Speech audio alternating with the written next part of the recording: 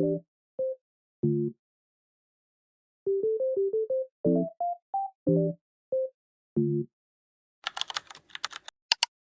guys, welcome back to my channel.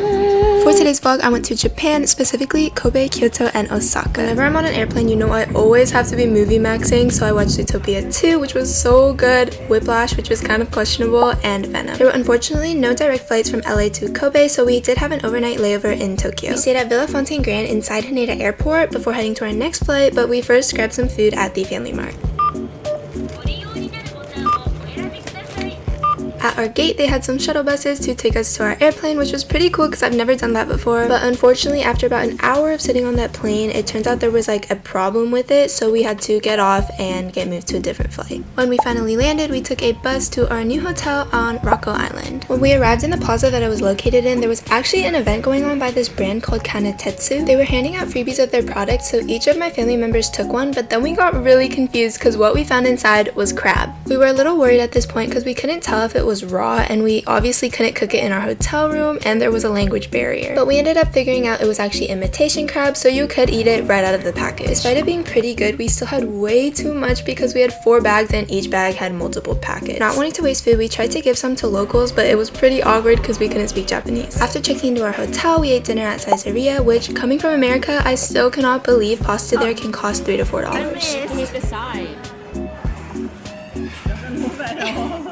Bro's too firm. After some much needed rest, we knew we had to try some Kobe beef because we were literally in the city. So for Father's Day, we checked out this restaurant. We tried not to pick one that was too pricey, but let's be honest, it was still pretty expensive. We ended up spending around 40,000 yen, which was roughly $230 US.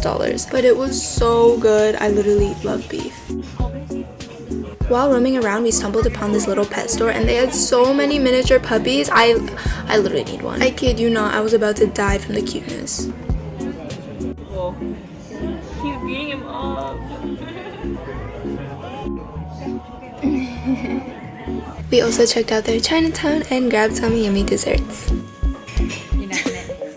The next day, we set off to check out the Kobe Nunobiki, Herb Gardens, and Ropeway. If you ever come here, keep in mind the Ropeway has a one-way cost and a round-trip cost. We decided to only do one-way, which meant we had to hike down. In my opinion, it was honestly better though. The hike wasn't very difficult, and you get to see a lot of flowers, greenery, and also the waterfalls.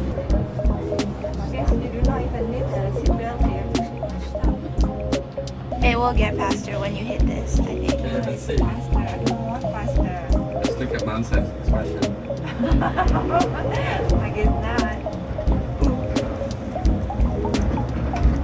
Whoa. We practice inventing already. Girls, here, girls.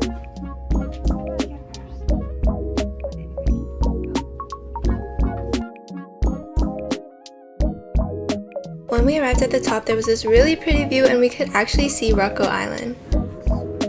They also sold a bunch of essential oils made from the herbs, and this is where I found out I'm not an essential oils kind of girl. They just weren't really my kind of scent, but they did have a really cute gift shop.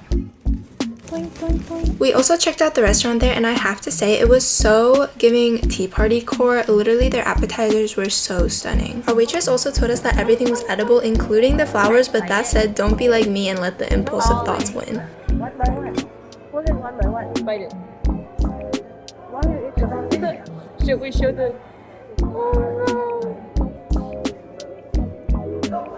But despite the looks, as a picky eater, I gotta be honest, the flavors weren't really my thing. To be fair though, I have a lot of allergies, so I did go into it pretty hesitant and skeptical because I didn't know what a lot of the ingredients were.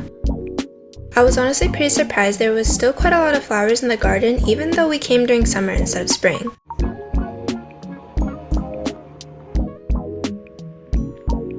While hiking down, we literally only saw one other family, so I'm not sure if we went the wrong way or something, but it was a very fun little spontaneous adventure. On the way down, we also saw a bunch of beware of the wild boar signs, which was a little bit scary, but at the same time, I kind of wish we saw one because that'd be like awesome, but also I'm not trying to get attacked.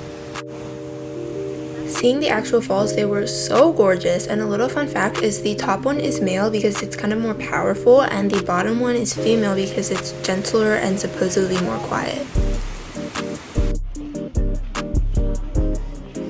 That brought us to the end of our stay in Kobe, and from there we took a couple of trains to make it to Kyoto.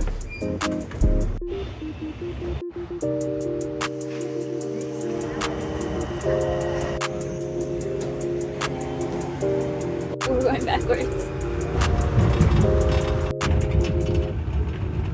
At the first station we stopped at, we tried this udon and soba restaurant, and then we hopped on another train to Kyoto station where I saw one of my high school friends, which is literally insane because unplanned meetup in a literal different country.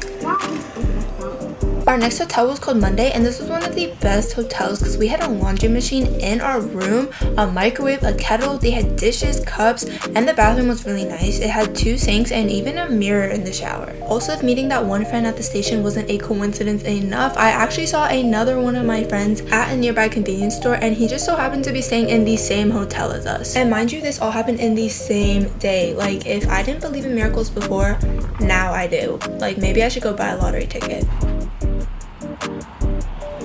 While just walking around and exploring, we came across the Osaka shrine. The architecture was so beautiful, and my parents also got this like mixed crab and fish steak from one of the street vendors.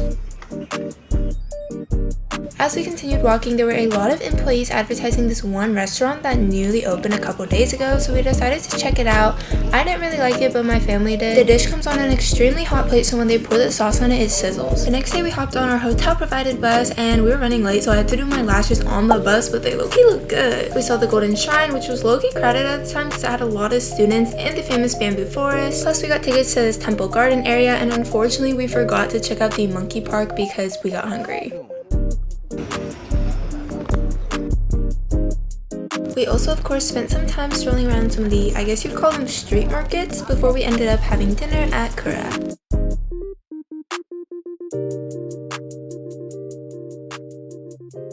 We also found this super cute dessert cafe. Like, these are so aesthetic, they're like works of art, and picked up some onigiri for dinner. Being in Kyoto, you know we had to visit one of their most famous tourist destinations, which was the 1000 Torrii Gates. This place has so many steps, it honestly felt like I was on the Stairmaster, but it wasn't too bad. We did manage to make it to the tippy top of the summit. It was absolutely pouring when we went though, so the steps became slippery, and I did accidentally slip down like 3 stairs. That concluded our stay in Kyoto, so from there we moved to Osaka. I also saw these really mini laptops, which is so insane because they were so tiny, they were almost the size of my hand. It's crazy how laptops were invented in the 1980s, and less than half a century later, now they're this compact. Our new hotel was called Citadines Namba Osaka, and on our floor they actually had a guest lounge. We also checked out their gym, and it was pretty decently sized. My sister had been craving takoyaki, so we got some at a shop along the Dotonbori River. While we were there, their TV was playing a show about that girl who married an AI, which was kind of interesting. On Sunday, we went to Universal Studios, and I don't know if it's because it was a weekend, because they had an anniversary, or because it was just Universal, but it was so crowded. If you're already going to a theme park, definitely splurge on those fast passes, because those lines are no joke. One of the lines for a ride in the Nintendo World literally had an estimated wait time of over 3 hours. So in order to go on at least a couple of the rides, we went in the single rider lane, which was still a wait, but a lot faster. Around an hour or so before closing, the lines for the Harry Potter world were a lot shorter, so we went on one of those and also got butterbeer. Side note, the moon that day looked kinda spooky and it was so fitting. We were so tired, we wanted something simple for dinner, so we picked up some Yoshinoya at the station and ate it in our hotel lounge. The next day we headed to Nara, and we weren't even in the main park yet, and we already saw deer walking around. They were so cute. Before feeding the deer, we went to get some lunch, and we ended up at this pickle buffet. Can confirm I could absolutely never be vegetarian because there was no meat in this besides a little bit of anchovies. I also unfortunately don't like miso, and my family tends to eat lower sodium, so the pickles were too salty for me. But I did like the concept of the place. For the actual feeding of the deer, there were a lot of vendors that sold these crackers for them, and we also learned that the paper they were wrapped in was specifically made to be edible for them. Prior to coming here, I had seen videos that the deer can get impatient and start biting or headbutting, and the truth is, that does happen. Originally, we thought it might have been because my parents wore brown clothes and they were mistaking it as their food, but in reality, they were just saying, "Give me my food ASAP." Because of this, I absolutely refused to hold the entire stack of crackers because I did not want them to start coming for me, so instead I just took 1 or 2 at a time. Yeah, I said, you know what, my dad got that. But I absolutely had no regrets, and I honestly think this was my favorite part of the trip. At the end of the day, you have to remember they are wild animals. But when they do take the food out of your hands, they're surprisingly gentle. Just watch your fingers. And if you do start to become overwhelmed, the solution is literally just run away because they will not chase you that far. Give me food. Oh, and watch the antlers too, because those things are literally hard as a rock. Oh shit. He's bowing. Let him bow. Yeah, I took It was also funny to see some of the deer literally spawn camping the vendors, and this one female deer wouldn't leave my dad alone because he had this stack of crackers. No. No. While we were there, we also saw who I believe to be a local who was just scattering food everywhere for them. Don't worry, they were feasting.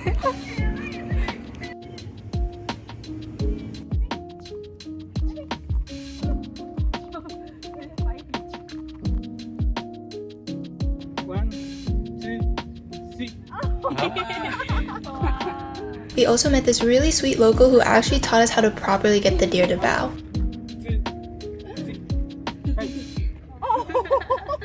Oh, that's how they do it. Basically, you show them the food, hold it in a fist, and count to 3, either in English or Japanese, and they bow each count.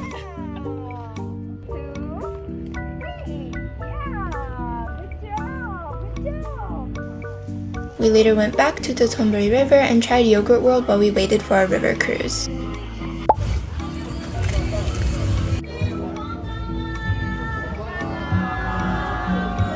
They had a giant Don Quixote there with what looked to be like a giant Ferris wheel going around it, and we also saw the iconic Running Man. The cruise was pretty short, only around 20 minutes, but we got a good time where the sun was setting.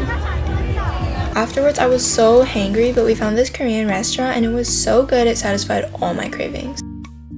While visiting Osaka Castle, we went on the Golden Boat Moat Cruise. Inside the actual castle, it was kind of like a historical museum where they had artifacts and told stories. Grabbing a bite to eat, we got these burgers and they had cute little stamps of the castle on them. For dinner, we went back to the Torrii River and had all-you-can-eat Wagyu.